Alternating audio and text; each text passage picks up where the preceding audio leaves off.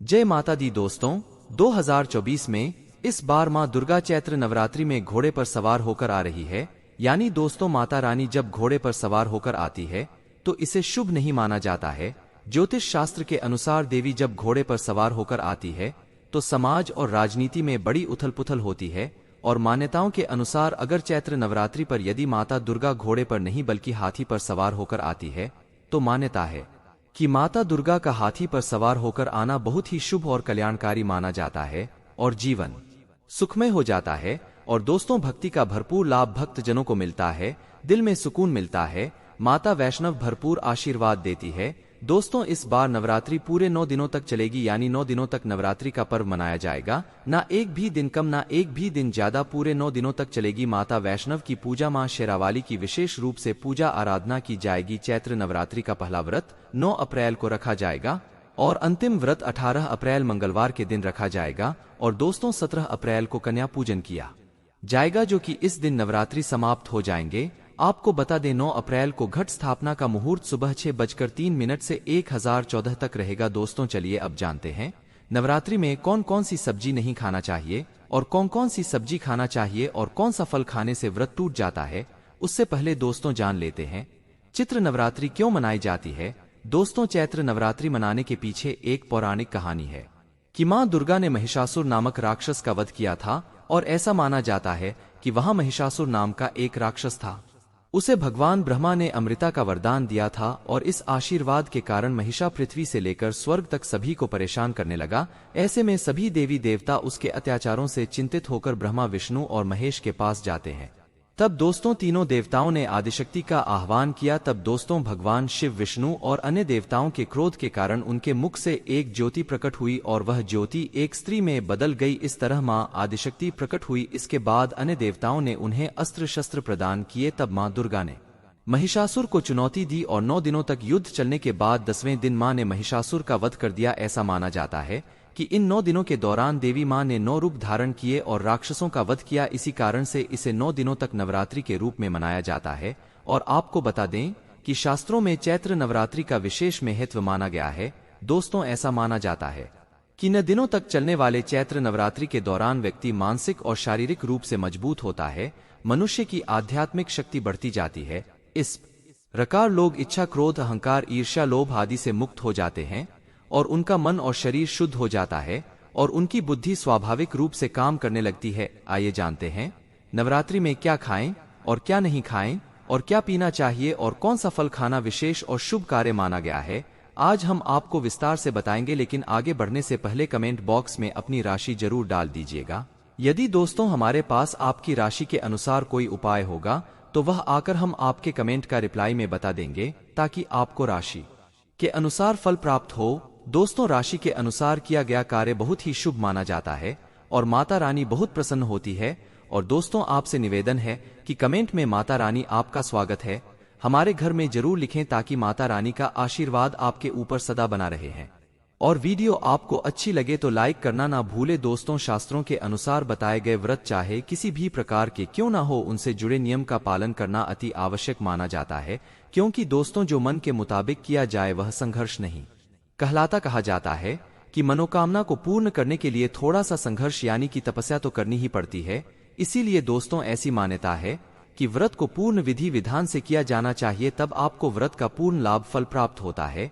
अति उत्तम और शीघ्र दीर्घायु वरदान प्राप्त होता है। आपकी सभी मनोकामनाएं शीघ्र माता रानी पूर्ण करती हैं। ऐसे व्यक्ति को मरने के बाद माता रानी के चरणों में स्थान मिलता है। वह सदैव मां की सेवा करता है और ऐसा भक्त स्वर्ग लोक में जाता है। इसीलिए हर शास्त्र यही कहता है कि सच्चे दिल से अगर आपके मन में ईश्वर के प्रति श्रद्धा हो तो बिना पूजा पाठ के ही सारा फल मिल जाता है। और अगर मन में ईश्वर के प्रति शंका हो तो उस मनुष्य को कई जन्मों तक सुख नहीं मिलता, वह नरक में ही भटकता रहता है। भागवत गीता में भगवान श्री कृष्ण ने स्वयं कहा था, दोस्तों, जो मनुष्य सच्चे हृदय से ईश्वर को पुकारता है तो उसका नाता उस शक्ति से जुड़ जाता है जिसे आपने सच्चे हृदय से पुकारा था। इसलिए दोस्तों, भगवान भी कहते कि सच्चे हृदय से ही ईश्वर को पुकारो तो वह आपकी हर मनोकामना को पूर्ण करते हैं। भक्तों, कई लोग ऐसे हैं जो भगवान के सामने घंटों पूजा पाठ करते हैं तथा रोते हैं, फिर भी भगवान उनकी कभी नहीं सुनता। दरअसल जब आप सच्चे मन से ईश्वर को पुकारते ही नहीं है तो भला वह आपकी पुकार कैसे सुनेंगे। दोस्तों, यह तो थी वह बातें जो भक्त और भगवान के बीच की है। अब हम जानते हैं नवरात्रों के दौरान क्या नहीं खाना चाहिए और क्या नहीं पीना चाहिए, और कौन सा फल खाने से व्रत संपूर्ण और सफल हो जाता है। दोस्तों, हमारे चैनल प्राचीन ज्ञान को सब्सक्राइब जरूर करें और इस बेल आइकन को दबाना ना भूलें। तो आइए शुरू करते हैं। दोस्तों, आपको बता दे, भूलकर भी नवरात्रि के दिनों में पानीपुरी कभी मत खाना, क्योंकि इस दिन कभी कभी बीच में शुक्रवार पड़ जाता है और शुक्रवार को मां संतोषी का वार कहा जाता है। माता संतोषी खट्टी चीज खाने वाले व्यक्ति से हमेशा क्रोधित रहती है, नाराज रहती है, क्योंकि नवरात्रों में माता संतोषी जागृत अवस्था में हो जाती है। और दोस्तों, आपको बता दें कि माता संतोषी की शक्ति नवरात्रों में कई करोड़ गुना बढ़ जाती है। और नवरात्रों में जब शुक्रवार पड़ जाए तो इमली नहीं खाना चाहिए। माता संतोषी रूठ हो सकती है, आपको दंड दे सकती है। नींबू नहीं खाना चाहिए। वैसे तो नवरात्रि के व्रत में नींबू खा लेना चाहिए, पर अगर शुक्रवार हो तो संतोषी के क्रोध से बचने के लिए नींबू नहीं खाना है। इस दिन नींबू का त्याग करना चाहिए। अब दोस्तों, आपको यह भी बता दे कि चैत्र नवरात्रि में पानी पूरी क्यों नहीं खानी चाहिए, क्योंकि उसमें लहसुन प्याज होता है और खट्टा भी होता है, जो व्रत को भंग कर सकता है, पाप लग सकता है। अगर आप चैत्र नवरात्रि या शुक्रवार को खट्टा नहीं खाते हैं तो माता संतोषी आपको धन धान्य से मालामाल कर देती है, आपके घर में अपना आवाज बना लेती है। दोस्तों, बस शुक्रवार के दिन नवरात्रों के दिनों में इस चीज का त्याग करना चाहिए, पालन करना चाहिए। नवरात्रों में लहसुन प्याज और खट्टा, फिर चाहे आपने व्रत भी नहीं रखा है फिर भी आपको शुक्रवार के दिन या अन्य दिनों में लहसुन प्याज नहीं खाना चाहिए। दोस्तों, नवरात्रि के दिन अगर आपने व्रत रखा है तो यह फल जरूर खाने चाहिए। दोस्तों, आपको बता दें कि शास्त्रों में बताया जाता है कि भगवान के में सेब आदि जरूर अर्पित किया जाता है। अगर आपका व्रत है तो आपको से जरूर खाना चाहिए। केला, पपीता, तरबूज और मीठे अंगूर जरूर खाना चाहिए। इन फलों से व्रतधारी को शक्ति मिलती है और व्रत संपूर्ण हो जाता है। और शास्त्रों में बताया जाता है कि नवरात्रों के दिनों में केला जरूर खाना चाहिए। नवरात्रों के दिनों में केला का घर में प्रवेश होना बड़ा ही शुभ माना गया है। केला खाने से नवरात्रि का व्रत सफल हो जाता है, क्योंकि इसमें माता रानी और भगवान विष्णु का आशीर्वाद मिला हुआ होता है। नवरात्रि के दौरान से जो भी खाता है उसे दुखों का सामना नहीं करना पड़ता है। केला आपको जरूर खाना चाहिए। माता लक्ष्मी प्रसन्न होती है और आशीर्वाद देती है। दोस्तों, आपको बता दें कि नवरात्रों में तेल की तली हुई हरी मिर्च खा सकते हैं, लेकिन कम मात्रा में खाना है। व्रत के दौरान ज्यादा तीखा नहीं खाना चाहिए। भक्तों, व्रत में तीखा खाने से व्रतधारी की जो पेट की आंतें होती है उसमें जख्म हो सकते हैं। क्योंकि इस दौरान हम व्रत का पालन करते हैं तो हमारे पेट में कुछ नहीं होता है, इसीलिए हल्का खाना खाना सर्वोपरि है और उत्तम माना जाता है। व्रतधारी को रसीले आलू अवश्य खाना चाहिए। इससे हमारे शरीर में ऊर्जा की भरपूर जरूरत होती है, पूरी हो जाती है। आप आलू का पानी पी सकते हैं। रसीले आलू जरूर खाना चाहिए। दोस्तों, नवरात्रों में भिंडी की सब्जी जरूर खाना चाहिए, क्योंकि दोस्तों भिंडी में कई ऐसे पोषक तत्व होते हैं जो हमारी हड्डियों को मजबूत बनाते हैं। तथा नवरात्रों में बैंगन की सब्जी जरूर खाना चाहिए, लेकिन याद रहे जब नवरात्रों में सोमवार पड़ जाए तो बैंगन की सब्जी मत खाना, पाप लगेगा। नवरात्रों में सब्जी में हरा धनिया जरूर डालना चाहिए। हरे धनिये से भी व्रतधारी को पोषक तत्व मिलते हैं। नवरात्रों में हरा धनिया अवश्य खाएं, इससे दोस्तों जो शुगर लेवल होगा वह कम हो जाएगा। और नवरात्रों में रिफाइंड का तेल और सरसों का तेल भूलकर भी व्रत के दौरान नहीं खाना चाहिए। मूंगफली का तेल और देसी घी और गोले का तेल खाना अच्छा माना जाता है। और दोस्तों, नवरात्रों में व्रतधारी को डिब्बा बंद लस्सी, डिब्बा बंद जूस नहीं पीना चाहिए। उसमें कई केमिकल मिले होते हैं जिसके कारण आपका व्रत टूट सकता है। जब भी आप फलों का जूस पिए तो याद रखें उसमें नमक डाले नहीं तो व्रत टूट जाएगा। साथ ही साथ जूस में बर्फ भी नहीं डालना चाहिए। दोस्तों, आपको फलों का सादा जूस पीने से व्रत सफल होता है। दोस्तों, नवरात्रि के दौरान सिंघाड़े का आटा या कुट्टू का आटा खाने से पहले यह देख लें कि आटा पुराना नहीं होना चाहिए, क्योंकि दोस्तों पुराने आटे में कीड़े वगैरह पड़ जाते हैं जिसके कारण आपका व्रत टूट सकता है। क्योंकि यह छोटे छोटे कीड़े हमें दिखाई नहीं देते और आपके मुंह तक पहुंचाते हैं। ऐसा खाना मतलब कीड़े मकोड़ों का मांस खाने के बराबर माना गया है। दोस्तों, नवरात्रि के दौरान आप शाम के समय खाने में दही ले सकते हैं और आलू वगैरह खा सकते हैं। आलू के चिप्स खा सकते हैं, साबूदाने की टिकिया बनाकर खा सकते हैं और साबूदाने की खिचड़ी खा सकते हैं। आलू के पापड़ भी खा सकते हैं। दोस्तों, चैत्र नवरात्रि के दौरान आप दूध पी सकते हैं जो आपको ताकत देगा। चाय वगैरह भी पी सकते हैं। साथ ही साथ यह भी जानिए माता रानी को 3 चीजें कभी अर्पित मत करना, इससे माता रानी क्रोधित हो जाती है। ऐसे में अगर आपको चैत्र नवरात्रि की रात यह एक चीज अगर दिखाई दे जाए तो समझो माता रानी आपसे प्रसन्न है। जानिए सब कुछ इस वीडियो में। दोस्तों, धर्मशास्त्रों के अनुसार चैत्र नवरात्रि का पर्व बहुत ही शुभ और अत्यंत दुर्लभ एवं मंगलकारी और धन संपदा प्राप्त करने वाला महापर्व और धन वैभव कीर्ति यश प्राप्त करने वाला विशेष उत्सव माना जाता है। दोस्तों, माता रानी हमारे जीवन के सभी कष्टों को दूर करती है, हमारे घर में धन की वर्षा करती है। इसीलिए सच्चे दिल से कमेंट बॉक्स में मां को अवश्य याद करें। कमेंट बॉक्स में लिखें माता रानी की जय और माता रानी के लिए एक लाइक अवश्य करें और हमारे चैनल को जरूर सब्सक्राइब करें। इस बेल आइकन को दबाना ना भूलें। तो चलिए शुरू करते हैं।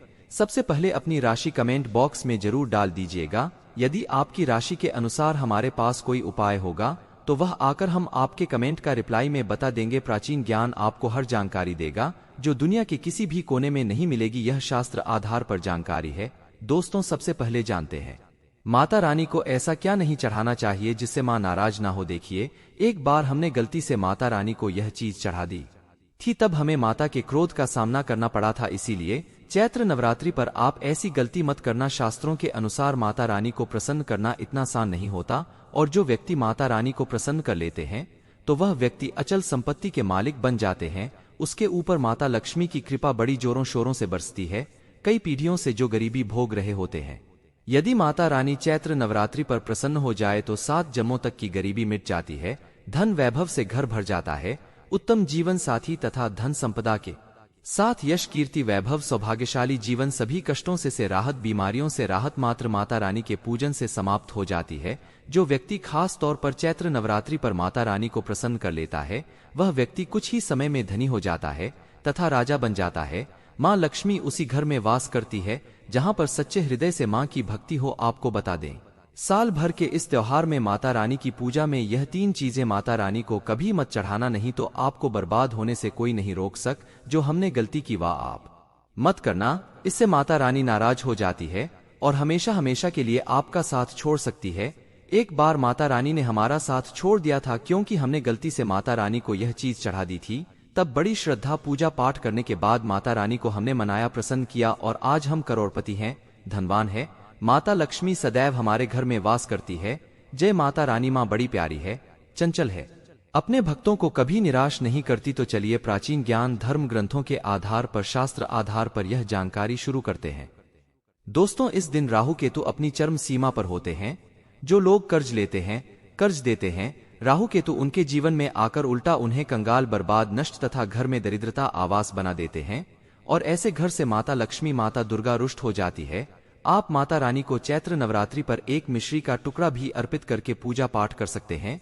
यदि आपके पास धन नहीं है तब भी माता रानी उतना ही प्रसन्न होती है और आपके जीवन में धन और धनवान पूर्ण रूप से आपको यश कीर्ति प्रदान करती है। माता को छल कपट द्वारा धन प्राप्त करने पर तथा उन पैसों से पूजा करने पर माता प्रसन्न नहीं होती, उल्टा माता रानी अत्यंत रूप से क्रोधित हो जाती है। इसीलिए हम तो कहते हैं कि ऐसा ना करें तो ज्यादा ही अच्छा होगा। हमने जो गलती की कम से कम आप वह गलती ना करें। यह गलती प्राचीन ज्ञान चैनल कर चुका है। इसीलिए हम चाहते हैं माता रानी की कृपा आपको उचित मार्ग करने के बाद ही प्राप्त हो। दोस्तों, जब आप माता रानी की मूर्ति या तस्वीर लेकर आए तो हमेशा ध्यान से देख लें। टूटी हुई तथा छठ की मूर्ति नहीं होनी चाहिए। खंडित मूर्ति की पूजा नहीं की जाती, इससे माता रानी नाराज हो सकती है। चैत्र नवरात्रि पर पूजा की चौकी लाल कपड़े से बिछाने चाहिए। सफेद कपड़ा तथा काला कपड़ा या नीला कपड़ा नहीं बिछाना चाहिए। लाल रंग सर्वश्रेष्ठ और माता रानी को बहुत प्रिय है। भगवान कृष्ण कहते हैं, जो व्यक्ति माता रानी की पूजा में लाल कपड़े का आसन बिछाकर माता रानी का पूजन करेगा उसके घर में धन वैभव यश कीर्ति उत्तम फलाहार रूप में उसका घर अन्न धन से भरा रहता है। घर में सुख समृद्धि की कोई भी कमी नहीं रहती। इससे माता रानी अत्यंत प्रसन्न होकर इस आसन पर विराजमान होती है और प्रसन्न होती हैं। प्राचीन ज्ञान इससे साक्षात माता रानी का आगमन होता है। माता रानी को फलों में नाशपाती नहीं चढ़ाना चाहिए, इससे पाप लगता है। नाशपाती यानी नाश करने वाला, इसीलिए शुभ समय पर नाशपाती नहीं चढ़ाना चाहिए। माता रानी के पूजन में अक्षत यानी चावल का बहुत महत्व माना गया है।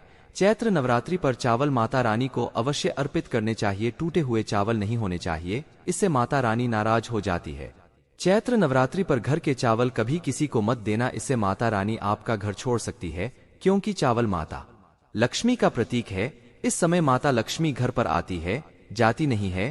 प्राचीन ज्ञान चैनल पर आए हैं तो आपको सच्चा ज्ञान प्राप्त होगा। लिखित आधार पर यहाँ झूठा ध्यान नहीं दिया जाता है। दोस्तों हमेशा याद रखें, चैत्र नवरात्रि के पूजन में माता लक्ष्मी को तुलसी नहीं चढ़ा चाहिए, क्योंकि इस समय मां दुर्गा, मां लक्ष्मी और 9 देवियों की पूजा की जाती है। इसीलिए चैत्र नवरात्रि के पूजन में तुलसी अर्पित नहीं करनी चाहिए। दोस्तों चैत्र नवरात्रि पर लहसुन प्याज का खाना नहीं बनाना चाहिए। इस समय हलवा, खीर, पूड़ी आदि बनानी चाहिए। दोस्तों शास्त्रों के अनुसार माना जाता है कि चैत्र नवरात्रि के दिन एक स्त्री को लाल, गुलाबी तथा पीला रंग या भगवा रंग के कपड़े ही पहनने चाहिए। माता रानी के पूजन में सुहागिन महिला को सफेद रंग नहीं पहनना चाहिए, यह रंग विधवा रूप माना गया है। तथा काला रंग भी पहनकर पूजा नहीं करनी चाहिए, इसे शुभ नहीं माना जाता। काला रंग शनि का प्रतीक होता है। माता रानी को लाल कपड़े अति प्रिय है। लाल रंग माता रानी को बहुत ही अच्छा लगता है। चैत्र नवरात्रि पर सुहागन महिलाओं को अपनी मांग में भरपूर मात्रा में सिंदूर भरना चाहिए। पैरों में पायल तथा श्रृंगार आदि होना चाहिए। इससे माता रानी बहुत प्रसन्न होती है और आपको धन धान्य से मालामाल कर देती है। माता रानी कहती हैं, जो मेरे लिए इतना श्रृंगार आदि कर सकती है तो उसके प्रति मेरे लिए भक्ति कितनी होगी। माता रानी बहुत प्रसन्न होती है। मां दिल से ऐसी स्त्री को आशीर्वाद अपना सदैव देती है, अखंड सौभाग्यवती का वरदान देती है। दोस्तों आज के वीडियो में बस इतना ही। कमेंट बॉक्स में जय मां लक्ष्मी अवश्य लिखें।